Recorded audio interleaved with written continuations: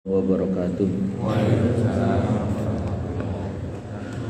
Alhamdulillah wa syukrulillah wa la haula wa la quwata illa billah. Salatu wassalamu ala Rasulillah wa ala alihi wa sahbihi wa mawala. Bapak ibu-ibu yang dirahmati Allah, alhamdulillah kita masih bisa menikmati sholat subuh di masjid yang dingin ini. Kanthi sehat insyaallah ya, agak beleret-beleret sekedhik ngoten napa. Bapak Ibu yang dirahmati oleh Allah Subhanahu wa taala, keimanan seorang yang beriman itu boten sebuah keyakinan yang tanpa cobaan. Orang yang beriman pasti akan dicoba dengan cobaan, termasuk cobaan yang beberapa orang-orang yang beriman itu boten bertahan.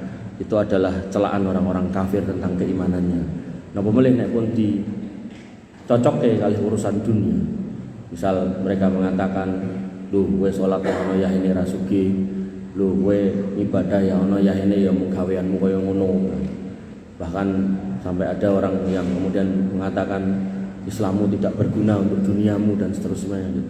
Maka sesungguhnya semua perkataan itu sudah Allah tuliskan di dalam Al-Qur'an.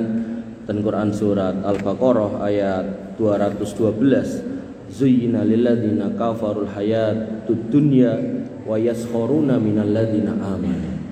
Orang kafir itu diberikan keadaan di mana mereka terhiasi dengan dunia sedemikian rupa sehingga dengan dunia itu mereka kemudian menghina orang-orang yang beriman. Onenten ternyata. Kemudian walladzina taqau fawqahum yaumal qiyamah. Adapun orang yang beriman, orang yang bertakwa, mereka akan mengungguli orang-orang kafir itu pada hari kiamat.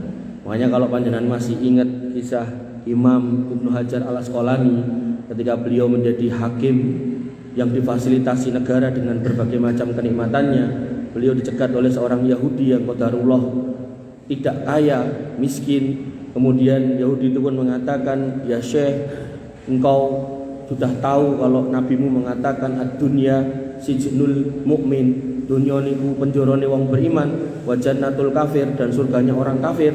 Tapi hari ini kok sing tak delok kualik, jenengan kok kaya ning surga lah, aku kok kaya ning neraka, urip ora penak," gitu kan. Maka kata Al-Imam Ibnu Hajar Al-Asqalani, beliau mengatakan bahwasanya hadis itu benar, bahwasanya surga itu untuk kamu di dunia dan akhirat untuk aku dan surga untuk aku di akhirat, alias dunia ini adalah penjara. Maka tak kasih tahu, ketika kamu melihat aku hari ini koyo urip ning surga, maka sakjane sumben kenikmatan yang tak dapatkan luweh timbang iki. Termasuk kowe, kamu pun merasa bahwasanya duniamu itu enggak dapat sehingga hidupmu ya koyo ngono, gitu kan. Maka ketahuilah sesungguhnya nanti di akhirat kamu lebih rekoso. Jadi ini ora sepiro, gitu kan. Maka hal seperti itu yang harus kemudian selalu kita sampaikan kepada diri kita, kepada hati kita, keluarga kita, agar terus istiqomah di jalan takwa, di jalan iman. Allah kemudian mengatakan, wallahu yarzuqu may yasha'u bighairi hisab. Dan Allah Subhanahu wa taala akan menggajar orang-orang yang beriman tanpa hisab, tanpa hitungan. Banyak berarti, mboten mung sithik opeh. Kemudian Allah mengatakan pada ayat 213-nya, wa kana nasu ummatan wahidah. Dulu itu umat itu satu, manusia itu satu rasa, seneng ya seneng gitu kan. Seneng napa tergantung. Nek senenge mendem ya mendem kabeh gitu kan. Tapi apa, fa ba'asallahu nabiyyina mubasysyirina wa mundhirin. Kemudian Allah kirim para nabi yang kemudian memberikan kabar gembira tentang surga dan kemudian memberikan peringatan tentang neraka. Kemudian wa anzala ma'ahumul kitaba bil haqq. Kemudian mereka dititipi oleh Allah Subhanahu wa taala kitab suci. Ada yang dititipi Taurat, ada yang dititipi Zabur, ada yang dititipi Injil, termasuk Nabi Muhammad SAW dititipi Al-Qur'an. Gunanya apa? Liyahkuma bainan nas fi makhtalafu fi, untuk menegakkan hukum di antara manusia ketika mereka melakukan perselisihan. Sing bener sapa digenahke dengan Quran. Lho iki lho ayate nek mendem ra etuk, lho iki lho ayate nek mangan babi ra etuk, lho iki lho ayate nek zina iki ra kena, lho iki ayate nek colong jupuk ra kena. Maka Al-Qur'an digunakan sebagai hakim untuk memutuskan perkara di antara manusia. Kemudian Allah menegaskan, wa makhtalafa fihi illal ladzina utuhu min ba'di ma ja'atuhumul bayyinatu baghyan bainahum. Nah, sebagian orang ada yang kemudian ketika dijelaskan ini loh ayatnya, ini loh dalilnya, ini loh petunjuknya, mereka bukannya menerima tapi justru menolak, baghyan bainahum, dengan penuh kebencian. Fahadallahu alladziina aamanu limakhtalafu fihi minal haqqi biidzni.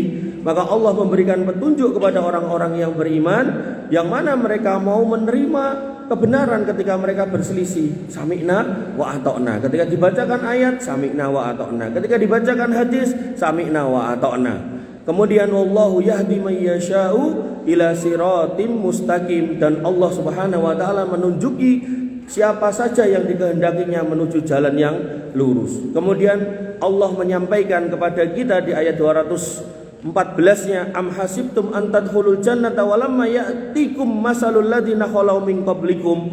Apakah kalian mengira bakal masuk surga begitu aja sedangkan umat-umat terdahulu diuji? Artinya akan ada ujian-ujian keimanan atas akidah yang kita pegang. Dan setiap orang ujiannya sendiri-sendiri. Ada yang diuji keluarganya, ada yang diuji masyarakat, ada yang diuji soal kedudukannya, ada yang diuji anaknya, ada yang diuji dengan tetangganya, bahkan ada yang diuji dengan pimpinannya dan seterusnya. Qanifidin azani Allah wa ayyakum.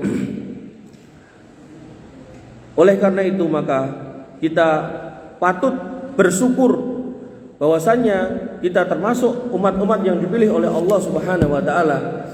Sehingga kalau kita lanjutkan materi kita, pembahasan kita tentang surga dan neraka di 2 minggu yang lalu kalau nggak salah, itu sampai di kekalnya surga. Maka sekarang kita sampai pada tema tentang surga lagi, bahwasanya ketika kita sudah paham surga itu kekal, maka nanti akan ada tontonan yang dipertontonkan kepada para penghuni surga dan para penghuni neraka. Yaitu apa? Disembelihnya kematian. Sebuah hadis dari Abu Sa'id Al-Khudri radhiyallahu anhu, beliau berkata, Nabi SAW bersabda, idza dakhala ahlul jannah al-jannah wa ahlun nar an-nar. Apabila orang-orang yang sudah dinaskan sebagai penduduk surga masuk ke dalam surga dan penduduk neraka masuk ke dalam neraka, yu'ta bil mauti kahayati kabsin amlah. Maka akan didatangkan yang namanya maut dalam bentuk kambing berwarna putih kehitam-hitaman. Jadi belang, pedus belang, enten putih, enten ireng, ditekake, bentuknya gede. Kemudian fayunadi munadi ya ahlal jannah. Jadi mengenek wongnya tadi kan sing maca wong ahli filsafat, yang filosof, wah iki ra mungkin. Mosok nyawa kok didantekke wedhus. Buat Allah itu mungkin. Jadi kita orang beriman kalau kembali ke ayat tadi, pokoknya agar enek ayatnya, enek hadisnya bener, sahih, kita sami'na wa ata'na. Apalagi urusan barang gaib. Kemudian fayunadi munadi, maka ada yang menyeru, ya ahlal jannah, wahai penghuni surga. Dan tentu kita berharap itu adalah kita semua. Amin. Fayas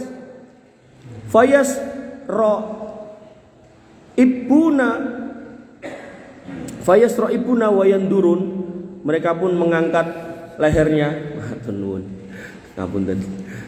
Mereka pun mengangkat lehernya dan memandang. Ini nek wong Jawa nek basa Arabe ngoten niku, tapi nek diterjemahke mengangkat leher dan memandang, nek basa Jawa napa, Pak? Mengangkat leher terus memandang napa? Ndangak. Mereka pun memandang. Deleng, ndangak. Fayaqulu hal ta'rifuna hada. Kemudian penyeru itu pun berkata, kamu tahu enggak ini siapa? Si wedhus tadi loh, wedhus hitam enak putih atau putih enak hitam itu. Fayaqulun, kemudian mereka mengatakan, na'am, iya. Loh, ini juga barang gaib. Artinya kita itu enggak pernah tahu wedhuse kaya ngopo, terus kita juga enggak pernah tahu nyawa kaya ngopo. Kemudian di hadis ini dikatakan nek nyawa itu akan dibentukkan dalam bentuk wedhus, dan penghuni surga pun sudah dikasih ilham nek ngerti bahwasanya itulah kematian. Ngoten, kan kita belum pernah delok toh kematian itu bentuknya kaya ngopo kan dereng nate ngertos. Tapi nanti kita dikasih ilham, kita tahu bahwasanya yang namanya wedhus itu adalah kematian. Nah, penghuni surga ditanya, fayaqulun, mereka pun menjawab, ya, na'am. Hadzal maut, ini kematian. Ini kematian. Wa kulluhum qad ra'ahu, dan mereka semua pernah melihatnya. Kapan deloke? Pada saat ya mati. Artinya kita semua nanti akan mati. Kullu nafsin dha'iqatul maut, kita semua akan menjumpai yang namanya maut, dan maut itu akan dipertontonkan lagi nanti di akhirat ning bentuke wedhus. Nah, wedhusnya apa kayak di dunia niki wallahu alam, saya enggak tahu. Nah, jadi kalau enggak tahu wis ngomong enggak tahu wae, enggak usah kemudian sok tahu. Oh, kaya wedhus ning donya. Mengke karo dioyak sing ndi kan ngoten. Wedhus Jawa, wedhus gimbal, etawa napa sing liyane. Nah, angel toh. Makanya kalau hal yang enggak tahu ya udah enggak usah tahu, enggak usah sok tahu gitu kan.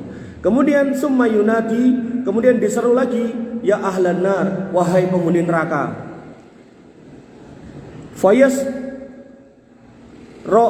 Fayasra'abuna wa yandurun, dan mereka kemudian mengangkat lehernya dan kemudian melihat. Ini berarti yondangak lagi, berarti dondangak. Fayaqulu, kemudian mereka berkata, yang menyeru tadi, hal ta'rifuna hada, kamu tahu enggak ini siapa? Fayaqulun, mereka menjawab, na'am, hadzal maut. Jadi penghuni surga ngerti nek niku kematian, dan penghuni neraka nggih ngerti nek niku kematian. Wa kulluhum qad ra'ahu, dan setiap mereka, apakah penghuni surga tadi dan juga penghuni neraka ini, ngerti dan telah melihatnya. Dan begitu diperlihatkan, yang terjadi adalah si wedhus tadi fayudbahu, dibelah di depan matanya. Summa yaqulu ahlal jannah, kemudian penghuni surga berkata, khuludun fala mauta, kekal dan udah enggak ada lagi kematian. Ya tadi nek penghuni surga niku berarti rasane atine ngoten pripun? Pripun, Pak? Bingung. Tentram, plong. Jadi ibaratnya jenengan nampa surat pensiunan gitu kan. Terus wah, ten mriku tulisannya pensiunnya ben wulan 15 juta. Ayem wis gitu kan. Ngoten to. Maka ini enggak cuma sekedar pensiunan. Jadi penghuni surga yang sudah diperlihatkan surga sedemikian rupa, kemudian digoroklah itu kematian. Berarti dia sudah enggak akan pernah lagi mati. Berarti kenikmatan itu akan terus menerus. Berarti enggak ada lagi bayar kontrakan. Berarti enggak ada lagi orang yang sedih, enggak ada lagi orang yang lapar, enggak ada lagi orang yang haus, enggak ada lagi orang-orang yang susah, enak kabeh. Makanya penghuni surga yo genah senenge pol, tentrem, terus adem ayem wis pokoke sak pole.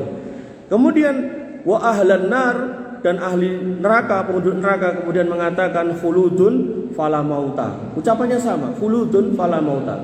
Tapi yang dirasakan yo ra karu-karuan. Yang dirasakan yo sedih pol.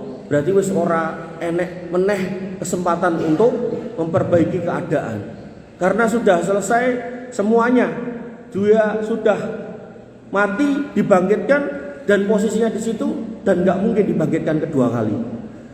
Makanya kemudian Nabi SAW membacakan sebuah ayat, wa andirhum yaumal hasrati idh qudiyal amru wa hum fi ghaflatin wa hum la yu'minun. Maka dan berilah mereka peringatan tentang hari penyesalan. Berarti orang-orang kafir itu nanti akan menyesal, yaitu ketika perkara mereka sudah diputus dan mereka dalam keadaan lalai dan mereka pun tidak beriman tentang hari itu. Bapak Ibu yang dirahmati oleh Allah Subhanahu wa taala. Dan penyesalan orang kafir ini pun benar-benar terucap di hari kiamat nanti. Mereka mengatakan, wa qalu law kunna nasma'u aw naqilu ma kunna fi ashabis sa'ir. Sekiranya dulu pendengaranku dan akal pikiranku tak gunake dinggo ngrungokke, dinggo gatekke, dinggo nyimak pelajaran-pelajaran agama kae, makuna fi ashabis sa'ir. Tentu aku ora bakal menjadi penghuni neraka. Tapi kan ini sebuah penyesalan, dan penyesalan selalu belakangan. Makanya masih mending nyesel ten donya, masih bisa untuk memperbaiki. Tapi kalau sudah nyesel ten mriko, enggak bisa. Dan mereka bahkan minta kepada Allah untuk dikembalikan lagi ke dunia. Walau taro idil mujrimuna nagisu ru'usihim. Dan alangkah ngerinya jika sekiranya kamu melihat ketika orang-orang yang berdosa itu menundukkan kepalanya inda rabbihim, di hadapan Rabbnya. Dan kemudian mereka berkata, absirna wa sami'na farji'na na'mal solihan inna muqinun. Hari ini kami lihat kenyataan yang ada di depan mata, dan hari ini kami dengar semua yang bisa kami dengar dengan nyata. Ya Allah, farji'na na'mal solihan. Saya mohon izin, kembalikan saya ke dunia dan aku akan menjadi orang yang solih. Inna muqinun. Sekarang aku menjadi orang yang yakin, percaya dengan semua ini.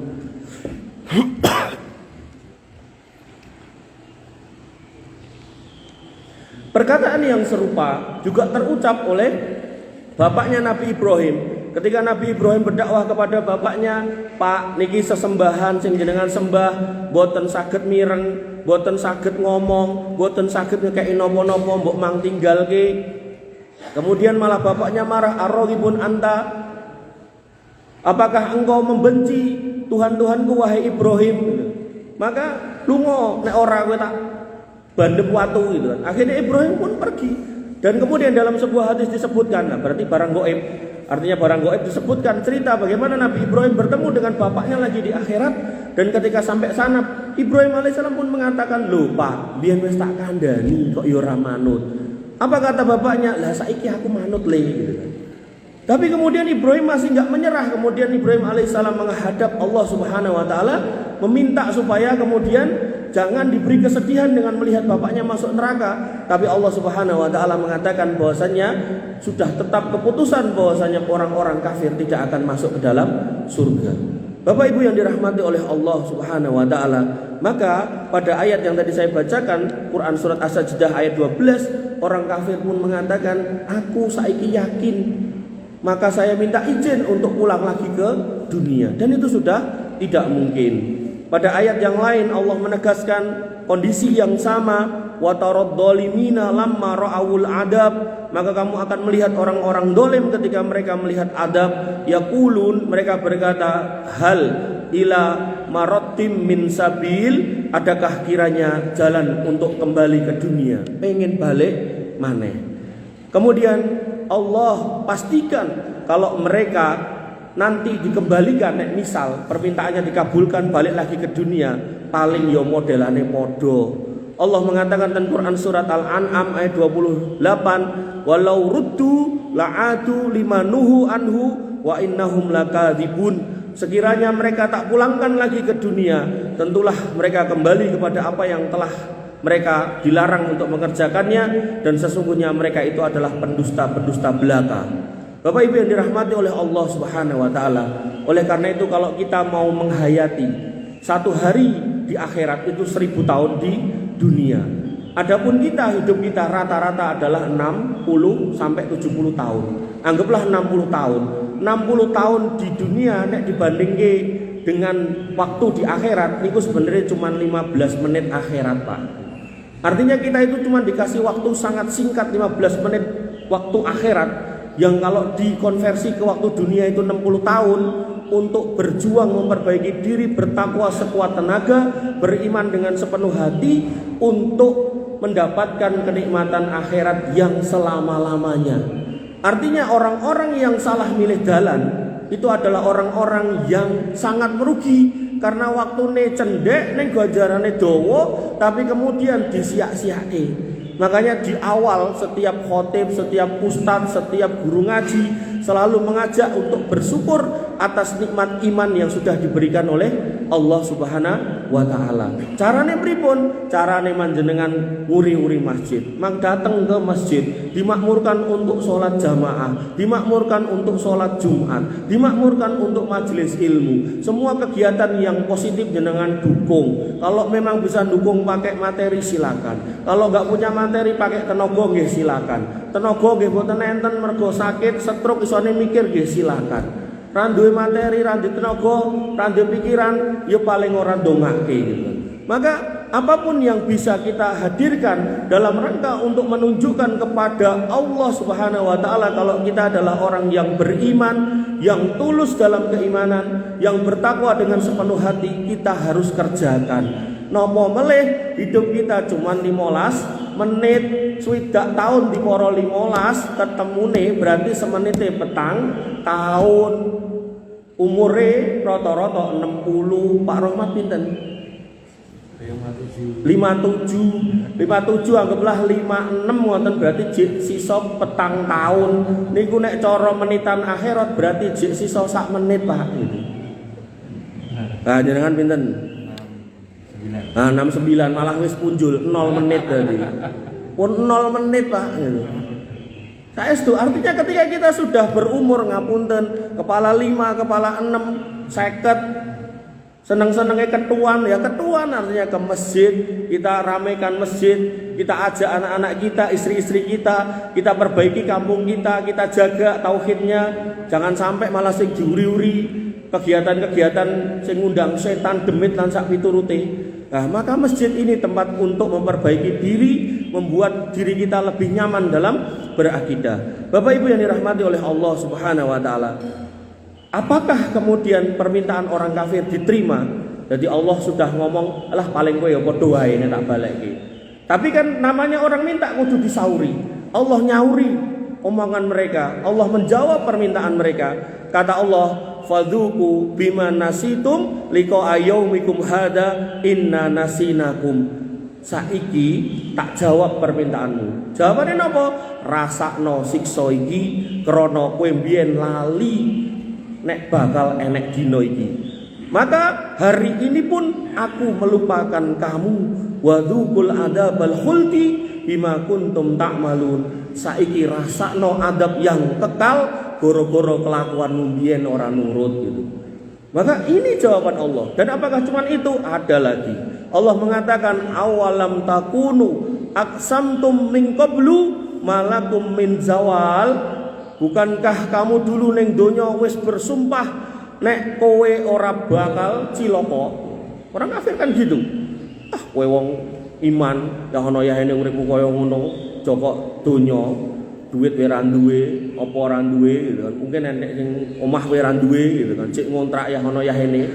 Saya punya santri itu, bapaknya itu, ya saya sebenarnya jarang nanya orang tuanya latar belakangnya apa gitu. Jadi tak kayak masuk mau sekolah ya tak biayai gitu. Begitu kemudian dia masuk, kemudian izin mau jaga ibunya yang sakit jantung, saya terus penasaran. Bapaknya udah sedo, jadi bapaknya sedo, masa idah belum selesai. Jadi kalau seorang istri ditinggal mati suaminya itu masa idahnya 4 bulan 10 hari. Nah 4 bulan 10 hari dari rampung, itu kok ibunya mlebu rumah sakit jantungan gitu. Nah terus saya tanya, "Bapak mbiyen kerjane apa dulu?" Karena santri perempuan itu. Kata dia, "Namung tukang pijet tok, Pak." Oh gitu. Anaknya 6. Akhirnya saya tanya-tanya, biasanya ora tau tekok, pokoknya anggere gelem sekolah sayo gitu kan. Anaknya 6 gitu. Terus yang nomor 1 loro 3 itu laki-laki, yang 4 5 6 perempuan. Terus yang masih sekolah 4 5 6 gitu kan. Maka yang harus kita pahami adalah ketika orang beriman pada akhirnya di dunia buatan dikasih dunia seperti yang ini tadi, bahkan masih kontrak dari mulai awal nikah sampai meninggal pun kontrak, jadi kontraktor gitu. Maka itu bukan sebuah kesedihan ketika dibandingkan dengan kenikmatan akhirat yang kemudian Allah berikan kepada kita nanti. Adapun sekiranya pun kita dititipi nikmat dunia, maka harusnya ya, kita harus peduli sama orang-orang yang seperti itu untuk kemudian kita bantu. Karena hakikatnya adanya orang kaya dan adanya orang miskin, adanya orang pinter dan adanya orang yang enggak pinter, adanya dokter, adanya pasien, itu semua bagian dari keadilan Allah Subhanahu wa taala. Nek sugih kabeh siapa yang terima sedekah. Nek miskin kabeh lah siapa yang sedekah kan gitu. Nek pinter kabeh lah siapa yang ngrungokke, siapa yang nyampe kan enggak ada. Maka semua ini keadilan Allah Subhanahu wa taala yang fungsinya adalah liyabluwakum ayyukum ahsanu amala, untuk ngetes, untuk ngecek mana di antara kita sing amale paling apik. Nek dititipi bondo akeh terus piye gitu kan. Nek dititipi ilmu akeh terus piye. Nek dititipi jabatan dhuwur terus piye. Nah, itu semua kita gunakan untuk kepentingan kita tok semata, ya berartilah itulah orang-orang yang kedonyan, orang-orang yang lali kalau pada akhirnya nanti kita akan kembali, padahal 4 tahun di dunia ini ku namung 1 menit dan akhirat.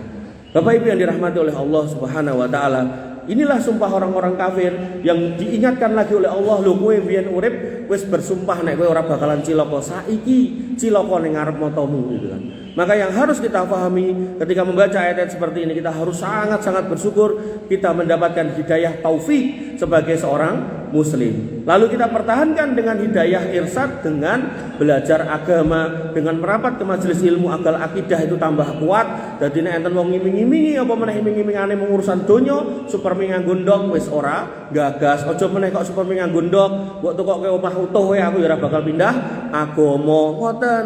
Ampun kados cah sakniki wis daerah kuat, akhirnya mau diasemi wong lanang beda agama, akhirnya melipir pindah agama itu. Maka yang harus kita pahami, ini harus kita tanamkan pada diri kita, anak-anak kita, keluarga kita bentengi agar nanti Allah kumpulkan kita bersama dengan mereka di surga bareng-bareng.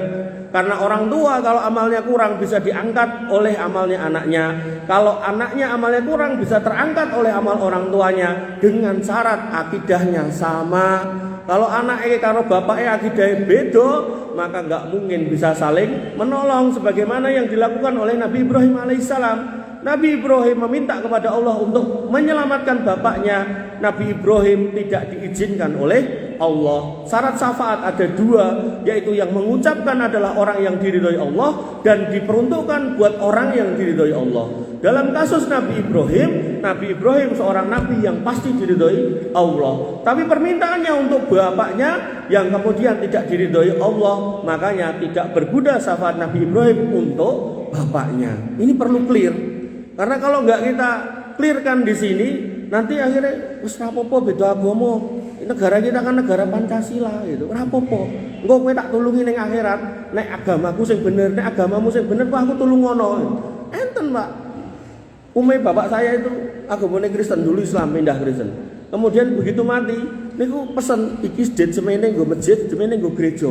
Jadi dia sendiri nggak yakin dengan pilihannya. Rumangsane dengan duit kuwi mau malaikat iso disuap. Engko nek ning akhirat bener Islam aku ya mlebu surga, nek bener Kristen aku ya mlebu surga. Mboten ngoten Pak akidah. Akidah itu harus clear, kita tegak di atas dalil, kita tegak di atas kebenaran dan itu kita pegang. Jadi jangan sampai ragu, jangan sampai melempem kados kerupuk kanginan, jangan sampai meletre kados napa Pak? Semoten niku. Allah Subhanahu wa taala kemudian mengatakan lagi jawaban untuk orang-orang kafir dan Quran surat Fatir, awalam nu'ammirkum ma yatadzakkaru fihi man tadzakkara wa ja'akumun nadhir fadzuqu famalidh dhalimina min nasir. Dan apakah kami tidak memanjangkan umurmu? Apa kowe mbiyen ora takai umur dawa to gitu kan. Dalam masa yang cukup untuk berpikir bagi orang-orang yang mau berpikir. Kudune umurmu tak dawake kan kowe iso mikir to. Enek wong sak monembane do salat mosok kowe ra melu. Wis tuwa umurmu 70 kok ya jek mendem, kok ya jek main, kok ya ora prei, kok ya jek gawe ning lirik bojone tanggane, kok ya ora gelem gabung karo kancane sing wis mertobat gitu. Kadang kan enten to kumpulan main itu wong wis do tobat liyane kok enek siji sing jek bedal gitu. Nah ini yang harus kemudian jenengan catur, jenengan aja ayo to melu aku. Kowe mbiyen sing ngajari main ki aku, saiki aku ora main, saiki aku salat, kowe melu aku salat. Itu kewajiban loh Pak, ketika jenengan sudah menyesatkan orang, maka jenengan harus ngajak balik melih niku lho. Nah nek soal nanti dia mau nerima apa enggak terserah dia lah, tapi paling enggak kudu ngandani. Nek biyen mendem goro-goro kita ya ajari jangan sampai mendem lagi. Nek mengke ra gelem tetep mendem ya urusanane dhek gitu. Kemudian fadzuqu fama lidzalimina min nasir. Dan apakah tidak datang kepadamu pemberi peringatan, maka rasakanlah adab kami dan tidak ada bagi orang-orang dolim seorang penolong. Ini turun ketika speaker dereng enten Pak. Sakniki speaker pun enten. Makanya kadang itu saya sampai gede-gede ada orang rumahnya nemplek masjid, adzan sedina ping 5 ning masjid wegah. Sekali-kali ning masjid niku mau ngajeng buang air besar. Goro-goro omahe niku omah ten lemah napa ora-ora atau sing ten niki kan ora tengah niku ora-ora ten bulu niku enten piyai ra duwe digawe omah ning samping masjid terus diken manggon teng mriku ra bayar terus ya mung kon njaga masjid kon resik-resik wegah ning rumah niku mboten enten WC mboten tapi kabeh dhek numpang ten masjid ajeng ising ning masjid nguyuh ning masjid atus ning masjid ning mboten salat gitu yo Islam gitu kan itu kan hidayah. Makanya jenengan sing omahe rada adoh, alhamdulillah mlaku langkah 1 meninggikan derajat, langkah 2 menghapus dosa. Niku makin banyak derajat jenengan ten surga mengke enten bab tentang surga yang bertingkat-tingkat berarti makin tinggi. Bapak Ibu yang dirahmati oleh Allah Subhanahu wa taala, Mbok bilih cekap semanten ingkang saged kula aturaken mungkin nek pokoke ndak tambah suarane ilang. Terus benjing terus tengene Pak Rahmat melih. Semoga apa yang kita sampaikan bermanfaat buat panjenengan secara umum dan saya secara khusus. Intinya kita akan terus mempelajari tentang akhirat dan insya Allah saya akan terus menggunakan dalil. Saya tidak akan menggunakan cerita sehingga panjenengan bisa memahami apa yang saya sampaikan dengan penuh keyakinan, dengan penuh kemantapan yang ujungnya saya berharap secara pribadi dan panjenengan semua akidahnya makin kuat, keimanannya makin hebat dan ketakwaannya makin tulus kepada Allah Subhanahu wa taala, haqqa tuqati wala tamutunna illa wa antum muslimun, sehingga ending dari semua ini hidup kita yang singkat, kita akan menutup mata menjadi tetap dalam keadaan orang-orang yang Islam yang beriman, dan itu yang disebut husnul khotimah. Bapak Ibu yang dirahmati oleh Allah Subhanahu wa taala, apabila cekap semanten yang saged kula aturaken, kirang langkung nyuwun pangapunten. Akhirul kalam subhanakallahumma